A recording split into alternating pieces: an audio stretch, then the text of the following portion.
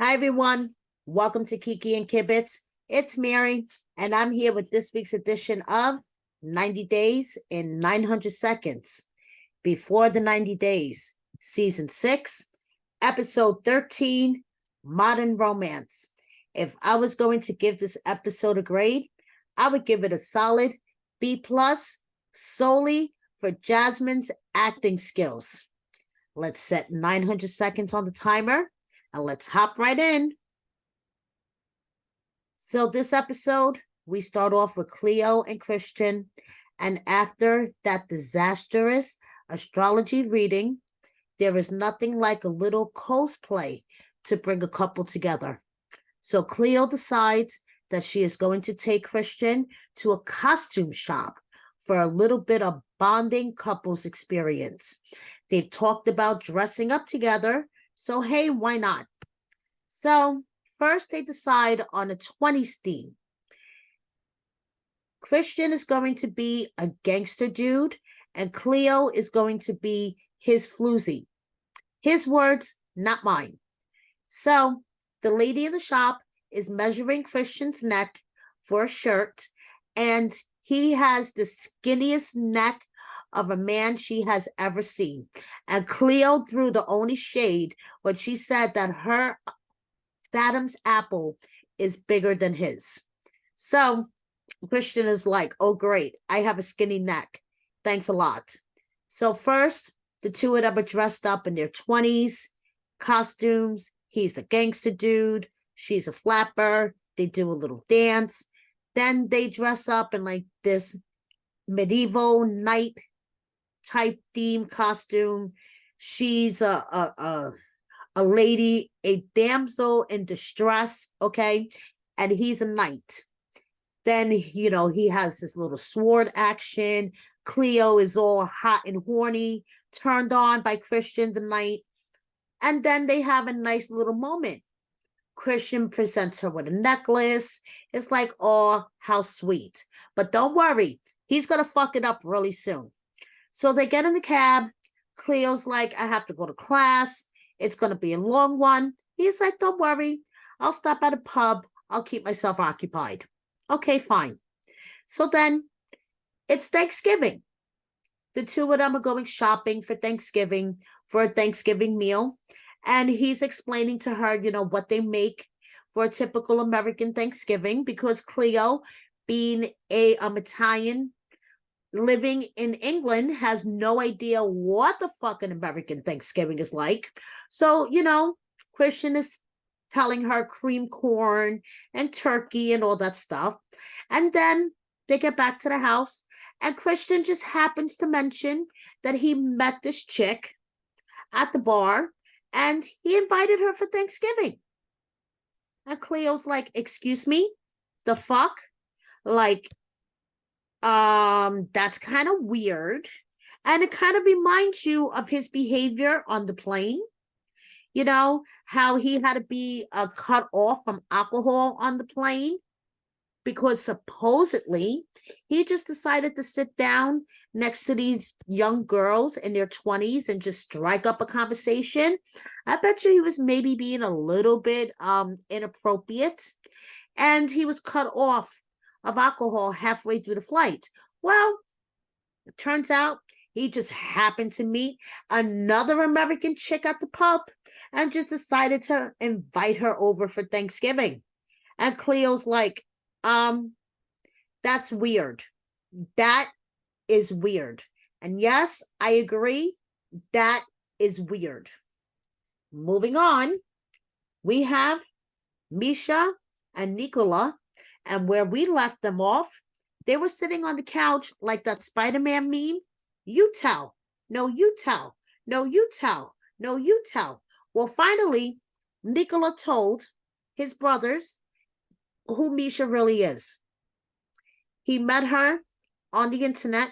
Then they started talking on the phone, and now they love each other, and hopefully they will be engaged. And his brothers are like, whoa, wait a second.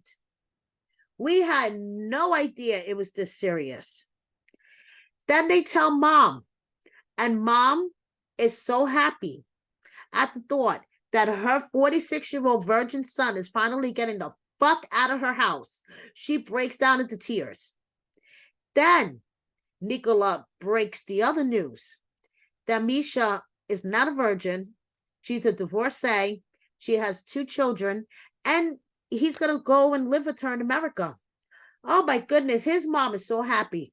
His mom could not, first of all, his mom must be like, thank you. This woman is gorgeous, and she is willing to take my son to America. Thank you, thank you, thank you, God. I mean, this woman must be thanking God on her knees that Misha is willing to take her son, marry him, and take him to America. Okay, are you kidding me? So everybody's so happy. And Misha's wondering, Nicola, this wasn't this big of a deal that you were making this out to be. Are you embarrassed that I'm your girlfriend? Is this something deeper than this? Because your body language on the sofa in your mom's house said everything. You couldn't sit further away from me. You were like all the way over here. Showed me no affection whatsoever. It was like, don't touch me. Don't look at me. Don't breathe in my direction. Totally cold to me. Like, what's up with this? And Nicola, who has taken Misha to his childhood town, okay? And this scene where Misha's expressing to him how she felt at his mom's house. They're visiting his childhood hometown, where he has many memories of visiting his grandparents and fishing. And Nicola wants to show her, his childhood hometown. And Misha's like, I don't like the way you were acting in your mom's house. And Nicola's like, Misha, I love you, Misha. I really do. I love you, Misha. Why don't you trust me, Misha? I feel like you don't trust me, Misha. And besides the fact that he says her name 1,000 times in a sentence, I think he does have a point. Okay? He was nervous. He didn't know what the fuck was going to happen. And then once his mother and his brothers and everybody was like, yay, you saw the relief on his face. He was happy about it. He was just shitting his pants at the moment, Misha. That's why he was sitting all the way over here. Okay? Because he didn't know what was going to come his way. Give the guy some slack. He's a 46-year-old virgin. Give him some slack. Just saying. Okay. Moving on. We have David and Sheila. And David is becoming a national treasure in my eyes, and we need to protect this man at all costs. Okay, so David decides that he is going out to buy Sheila a ring. Sheila is going to a prayer service for her mom. Amy is not available today. So David is on his own. He gets into a cab. He goes off to the local market, and with his trusty phone, he finds the ring store. He goes to the ring store, and I'm sorry, the clerk was not very patient with him, but David managed, and he picked out the perfect ring for Sheila, and he is planning on proposing to her at this beautiful beach resort. This is the end of his trip. Okay, guys? We're getting down to the finish line. It's now or never. Okay? So David is, looking at the rings, trying to communicate with the clerk. The clerk is, losing patience, but he did it. He got his ring, and now him and Sheila are heading off to the beach. And it's a long ride. It's like 3 hours, okay? Amy's not going to come because it's better for the two of them to spend time alone. And David has already decided that he wants Sheila to put down the phone and to practice sign language. So they're in the van, and they're, and they're talking, you know, they're texting each other. And Sheila asks David, what is he looking forward to when they get there? And he says basically lots of sex. And Sheila starts laughing, and Sheila's like, I hope we're, you know, I hope we're able to do it this time, because the last time it hurt a lot because you have a big boy going on there. And I'm just like, okay, guys, TMI. You know, you're my favorite couple, but I don't need to know that David is hung. Thanks. Okay. So now they get to the beach resort. It's her first time being at a big hotel. She's like, wow. They get in the room, and so David asks her, let's put down the phones and let's practice sign language.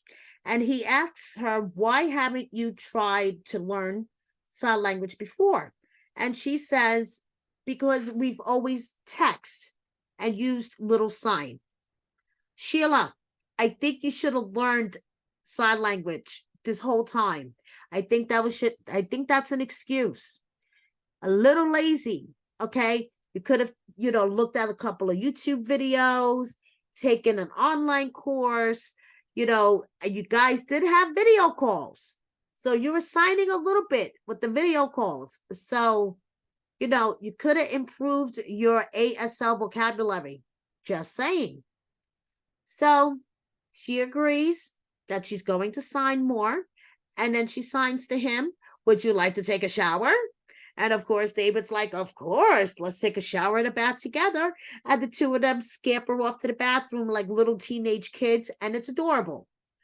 So now moving on to a couple that is not, I repeat, not adorable in any way or fashion.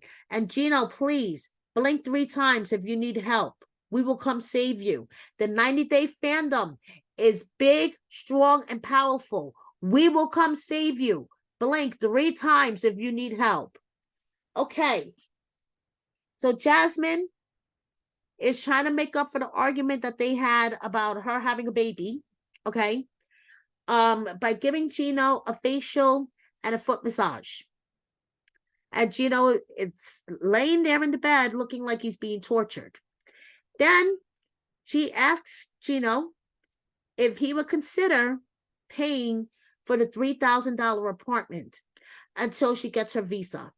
And Gino's like, you know, I think it's time for you to downgrade. And that's when she flipped the fuck out.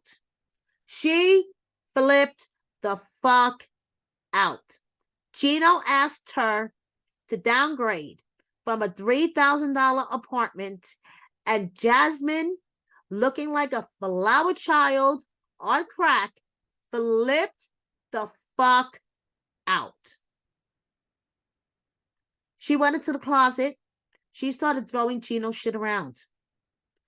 She was screaming about Gino spending money on his exes, taking them to Disney and Legoland, and spending money on vacations, and won't spend money on rent for her. She threw his shit around.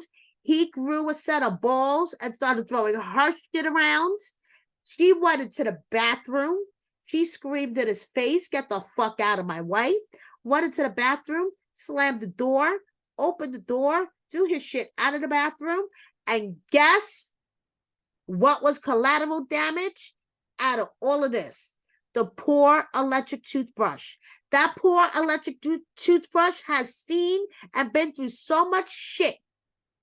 And Jasmine just threw it out of the bathroom like it was nothing. That poor electric toothbrush, if it could speak, if I could interview that poor electric toothbrush, the stories it could tell, oh my goodness. She threw the only fucking temper tantrum. Fuck you, fuck you, fuck you 100 times. Fuck you. Just because he would not pay $3,000 for her apartment. Just because he wants her to downgrade. Yeah, that's what happened. Then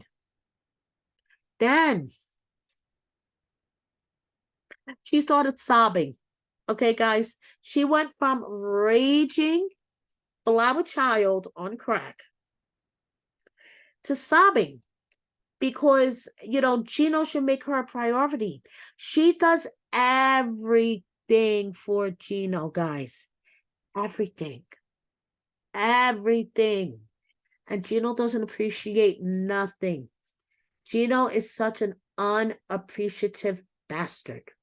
Did you know this? Yeah. According to Jasmine, Gino is an unappreciative bastard, guys. Oh my goodness. So she's sobbing her eyes out.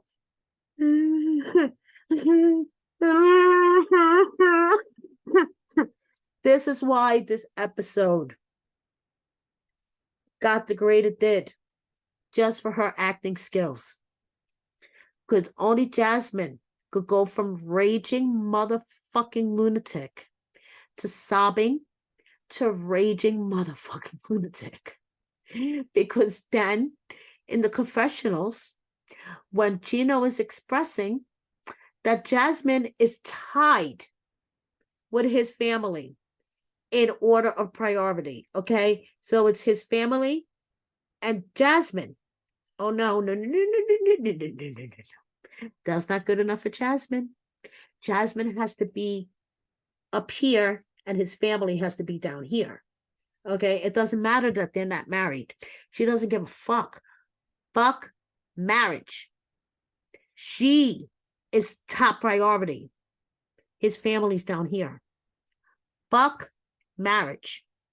And this is where Jasmine started raging again. And she's like, fuck you. I'm going to go back to my ex. The best sex I ever had. Do you want to see a video of me fucking him that's fairly recent?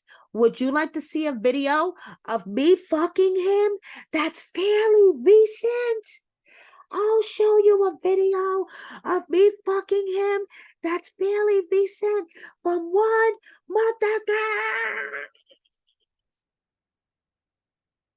I don't want to lose my voice, so I'm not going to scream like she did. But yeah, she lost her motherfucking shit, guys. Holy crap. So we're going to see how this turns out. But a little spoiler, Jasmine has been spotted in New York and at Walmart. Okay, so safe to say she's in the United States. Anyway, we're going to close this out with Riley and Violet. So Riley is with, oh, I'm sorry. No, we're not closing it out with Riley and Violet. Riley and Violet. We have Riley at the market, which reminds him of the markets in Flushing, Queens. And I know exactly what he's talking about. Kind of like the Chinatown markets. Okay. So the smells are not agreeing with him at all. And the durian fish tastes like dog poop sauteed in garlic butter. I couldn't imagine. Ay, ay, ay. Violet feels like Riley just destroys emotions. King kill feelings, huh? So Violet thinks that she is good and kind and sweet, and Riley is just king kill feelings. She feels like Riley doesn't trust her. And Riley explains the depth of his issues. His ex, who played mind games with him, will be on the phone with someone saying, I love you, and then tell Riley he's hearing things and how he caught someone in the closet at her house and he knew the person. All these issues. He doesn't trust women. They have to earn his trust. And Violet just sits there and listens and agrees. We're going to work on this. Next, they're going on a double-decker bus tour. I love double-decker bus tours. They're actually really cool. And I love the hats they were wearing on this double-decker bus tour. Now, this is where Riley tells her, you know, yes, I still have insecurities. Because Violet asked him, do you still have insecurities still? And Riley said, yes, I still have insecurities. You know, I thought about hiring a PI, but I didn't. I chose to come here and talk to you and find things out for myself instead of hiring a PI. And Violet immediately was like, what? Are you kidding me? You were going to hire a PI to investigate me? And Violet's like, yeah, that's what we do in my culture. You want me to understand what you do in your culture and how you speak and how you act and things like that? What in my culture, when we're going to get involved with somebody, deeply involved with someone, we hire a PI. Which I was like, okay, I usually don't. But Riley, if that's what you do you. So Violet's like, don't talk to me. That's it. I'm done. Don't talk to me. And Violet's like, but we could work past this. And Violet's like, shut the fuck up. Just don't talk to me. Just don't talk to me. And Violet's like, okay. So the two of them are sitting on the top of the double-decker bus, not speaking. And you know who's someone else that needed to stop speaking? Amanda. Closing out with Amanda and Razvan. Razvan wants to know Amanda's true feelings. Like he deserves to know already, okay? And Amanda just tells him, we're too different. And Razvan's like, but how? And honestly, she has 1,000 excuses. To me, I feel like she has 1,000 excuses. And he's like, I don't want your money. I don't need you to support me. If I come to America and I pursue my dreams, it's going to be on me. I have way too much pride to ask you for money, which I say, okay, Razvan, that's all cool and everything.